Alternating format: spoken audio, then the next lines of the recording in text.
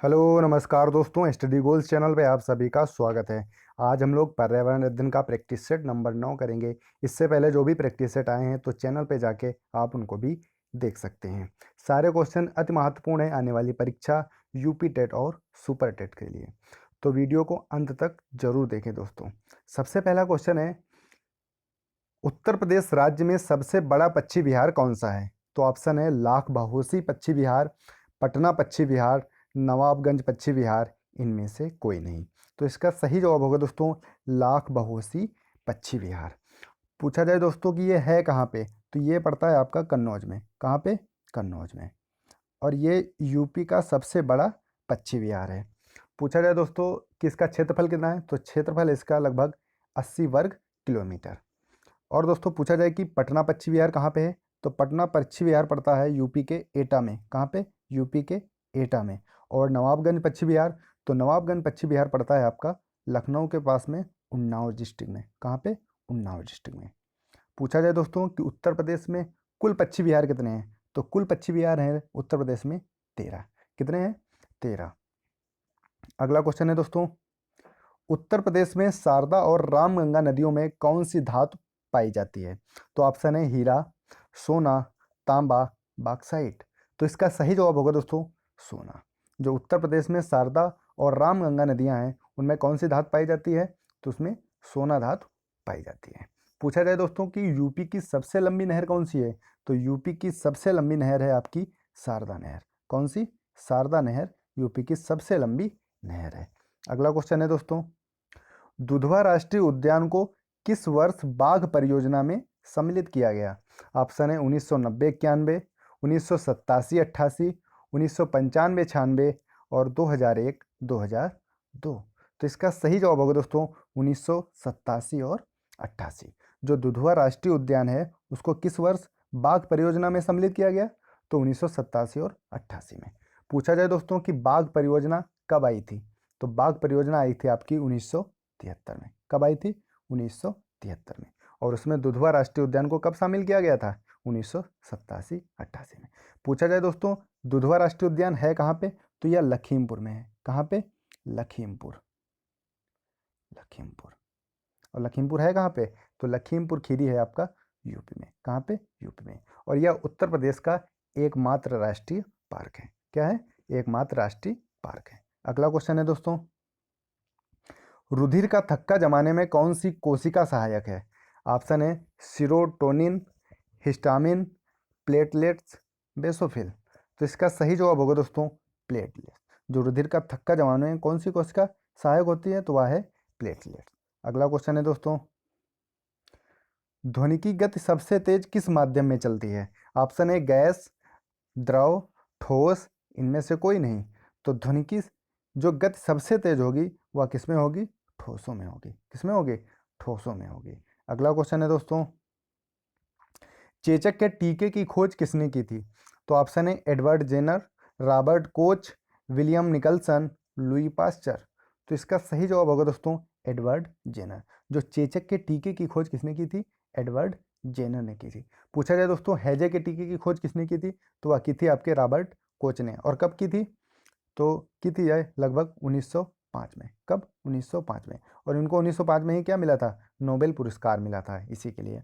पूछा जाए दोस्तों रेबीज के टीके की खोज किसने की थी, तो रेबीज के टीके की खोज की थी आपके लुई पास्चर ने। किसने की थी? लुई पास्चर ने। अगला क्वेश्चन है दोस्तों, जानवरों को पकड़ने के लिए सबसे अधिक कौन सा प्रदेश जाना जाता है? ऑप्शन है ब्रिटिश सरकार का एक प्रदेश, लॉरेंसिया प्रदेश, टैगा प्रदेश, ध्रुवीय प्रदेश। तो इसका सही जवाब होगा दोस्तों टैगा प्रदेश। तो जानवरों को पकड़ने के लिए सबसे अधिक कौन सा प्रदेश जाना जाता है, तो वह है आपका टैगा प्रदेश। अगला क्वेश्चन है दोस्तों, यूरोप किस फसल का लगभग 90% उत्पादन करता है? ऑप्शन है राई, चुकंदर, जौ, आलू। तो इसका सही जवाब होगा दोस्तों राई। जो यूरोप है आपका, तो वह राई का लगभग 90% उत्पादन करता है। अगला क्वेश्चन है दोस्तों, कौन सा देश पूर्व का मोती कहलाता है? ऑप्शन है श्रीलंका, जापान, इंडोनेशिया, मलेशिया। तो इसका सही जवाब होगा दोस्तों श्रीलंका। जो पूर्व का मोती किसे कहा जाता है, तो पूर्व का मोती कहलाता है श्रीलंका। अगला क्वेश्चन है दोस्तों, निम्नलिखित में से कौन सी कॉफ़ी की सर्वश्रेष्ठ किस्म है? Option A mocha coffee, mountain coffee, arabica coffee या रोबस्ता कॉफ़ी। तो इसका सही जवाब होगा दोस्तों माउंटेन कॉफ़ी। जो माउंटेन कॉफ़ी है वह कॉफ़ी की सबसे सर्वश्रेष्ठ किस्म है। अगला क्वेश्चन है दोस्तों, ठंडे और गर्म वायु पिंडों को पृथक करने वाले तल के समीप बने कुहरे को क्या कहते हैं? ऑप्शन है अभिवहन कोहरा, वाताग्रीय कोहरा, विकिरण कोहरा, इनमें से कोई नहीं। तो इसका सही जवाब होगा दोस्तों वाताग्रीय कोहरा। जो ठंडे और गर्म वायु पिंडों को पृथक करने वाले तल के समीप बने हुए कोहरों को क्या कहते हैं? तो उसे कहते हैं वाताग्रीय कोहरा। अगला क्वेश्चन है दोस्तों, हिम तेंदुआ परियोजना की का प्रारंभ कब हुआ था? ऑप्शन है 2006, 2008, 2009, 2007। तो इसका सही जवाब होगा दोस्तों 2009। तो हिम तेंदुआ परियोजना कब आई थी आपकी? 2009 में। पूछा जाए दोस्तों बाघ परियोजना कब आई थी? तो यह एक थी आपकी 1973 में। कब आई थी? 1973 में। पूछा जाए दोस्तों घड़ियाल प्रोजेक्ट कौन सा? घड़ियाल, सारे इंपॉर्टेंट है। घड़ियाल, तो घड़ियाल प्रोजेक्ट आया था आपका 1975 में। कब आया था? 1975 में। अब पूछा जाता है दोस्तों हाथी परियोजना कब आई थी? तो हाथी परियोजना आई थी आपकी 1992 में। कब आई थी? 1992 में। और है दोस्तों कि लाल पांडा परियोजना कब आई थी? तो लाल पांडा परियोजना आई थी आपकी 1996 में। कब आई थी? 1996 में। और गेंडा प्रोजेक्ट कब आया था आपका? गेंडा प्रोजेक्ट आया था आपका 1987 में। ये भी याद रखना है, बहुत इंपॉर्टेंट क्वेश्चन है। अगला क्वेश्चन है दोस्तों, अंतर्राष्ट्रीय जल प्रबंधन संस्थान का मुख्यालय कहाँ स्थित है? ऑप्शन है श्रीलंका, जापान, चीन, अमेरिका। तो इसका सही जवाब होगा दोस्तों श्रीलंका। जो अंतर्राष्ट्रीय जल प्रबंधन का संस्थान या मुख्यालय है तो वह कहाँ पे है? तो वह है मुख्यालय श्रीलंका के अंदर। अगला क्वेश्चन है दोस्तों, बायोगैस संयंत्र से निष्कासित निम्नलिखित गैसों में से किस गैस का प्रयोग ईंधन के गैस के रूप में किया जाता है? ऑप्शन है ब्यूटेन, प्रोपेन, मेथेन और एथेन। तो इसका सही जवाब होगा दोस्तों मेथेन। जो मेथेन गैस है उसको किसके रूप में प्रयोग किया जाता है? ईंधन गैस के रूप में प्रयोग किया जाता है। पूछा जाए दोस्तों मार्स गैस किसे कहते हैं? तो मार्स गैस भी किसे कहते हैं? मेथेन को कहते हैं। पूछा जाए दोस्तों मेथेन का सबसे ज़्यादा उत्पादन कहाँ पे होता है? तो सबसे ज़्यादा उत्पादन होता है आपका दलदली भूमि में, या धान के खेत में, या जब जानवर जुगाली करते हैं तब भी क्या किस गैस का उत्पादन होता है? तब भी मेथेन गैस का उत्पादन होता है। अगला क्वेश्चन है दोस्तों, पर्यावरण के किस काल में मानव सर्वप्रथम समूह में रहना प्रारंभ किया था? ऑप्शन है आखेटक काल, पशुपालन काल, कृषि काल, प्रौद्योगिकी काल। तो इसका सही जवाब होगा दोस्तों पशुपालन काल। जो मानव था सर्वप्रथम समूह में रहना कब प्रारंभ किया था? तो वह पशुपालन काल में शुरू किया था। अगला क्वेश्चन है दोस्तों, नील कुरंजी पुष्प का संरक्षण किस हॉट स्पॉट क्षेत्र में किया जाता है? ऑप्शन है पूर्वी घाट, पश्चिमी घाट, इंडो बर्मा या सूडालैंड। तो इसका सही जवाब होगा दोस्तों पश्चिमी घाट। जो नील कुरंजी पुष्प है उसका संरक्षण कहाँ पे हो रहा है? तो उसका संरक्षण हो रहा है आपका पश्चिमी घाट में। अगला क्वेश्चन है दोस्तों, जैव विविधता शब्द का सर्वप्रथम प्रयोग किसने किया था? ऑप्शन है Ernst Haeckel 1866, A G Tansley 1935, W G. Rosen 1985, Wilson 1986। तो इसका सही जवाब होगा दोस्तों डब्ल्यू.जी. रोजेन। क्या होगा? डब्ल्यू.जी. रोजेन। डब्ल्यू.जी. रोजेन ने ही 1985 में जैव विविधता शब्द का सर्वप्रथम प्रयोग किया था। दिया इसमें विल्सन 1986। तो जैव विविधता का सिद्धांत इन्होंने दिया था। किसने दिया था? विल्सन ने। किसने? विल्सन ने जैव विविधता सिद्धांत का प्रतिपादन किया था। कब किया था? 1986 में। पूछा जाए हैकल, तो अर्नस्ट हैकल ने आपका इकोलॉजी, क्या इकोलॉजी, इकोलॉजी शब्द का प्रयोग सबसे पहले किसने किया था? तो अर्नस्ट हैकल ने किया था। पूछा जाए टांसले, तो टांसले ने सबसे पहले इकोसिस्टम, क्या इकोसिस्टम, इकोसिस्टम का सबसे पहले प्रयोग किसने किया था? तो एजे टांसले ने किया था। बहुत इंपॉर्टेंट है, याद रखना। अगला क्वेश्चन है दोस्तों, निम्नलिखित में से कौन सा परितंत्र में भौतिक कारक का उदाहरण नहीं है?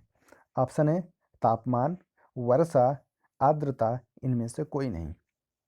तो इसका सही जवाब होगा दोस्तों इनमें से कोई नहीं। क्वेश्चन में दिया है कि परितंत्र में भौतिक कारक का उदाहरण नहीं है, जबकि ये सभी भौतिक कारक के उदाहरण हैं, जैसे तापमान, वर्षा, आर्द्रता और एक आता है आपका वायु। तो ये सभी क्या है, भौतिक कारक के उदाहरण हैं। तो इसका सही जवाब होगा दोस्तों इनमें से कोई नहीं। अगला क्वेश्चन है दोस्तों, पौधे वायुमंडल के किस गैस द्वारा अपने प्रोटीन का निर्माण करते हैं? ऑप्शन है nitrogen, oxygen, carbon dioxide, argon. तो इसका सही जवाब होगा दोस्तों नाइट्रोजन। जो पौधे होते हैं वायुमंडल से क्या नाइट्रोजन गैस को ग्रहण करके क्या प्रोटीन का निर्माण करते हैं। किसका निर्माण करते हैं? प्रोटीन का। पूछा जाए दोस्तों ऊर्जा के लिए क्या प्रयोग किया जाता है? तो ऊर्जा के लिए CO2। क्या? CO2। पूछा जाए पौधे वायुमंडल से किस गैस द्वारा अपने ऊर्जा का निर्माण करते हैं? तो वह CO2 गैस है। कौन सी गैस है? CO2। पूछा जाए दोस्तों जीवों में ऊर्जा का उत्पादन कैसे होता है? तो वह ऑक्सीजन से। क्या? ऑक्सीजन। और पूछा जाए आर्गन, तो आर्गन एक क्या है? अक्रिय गैस है। क्या है? अक्रिय गैस है।